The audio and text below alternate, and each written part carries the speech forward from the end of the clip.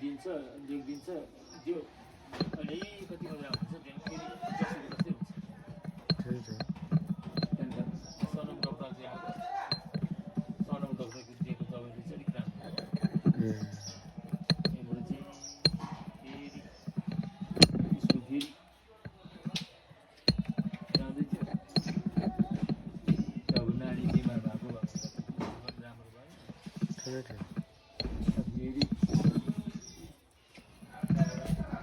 घरमा गाइड पनि छैन यता स्कुलमा गाइड गरिदिनु भएन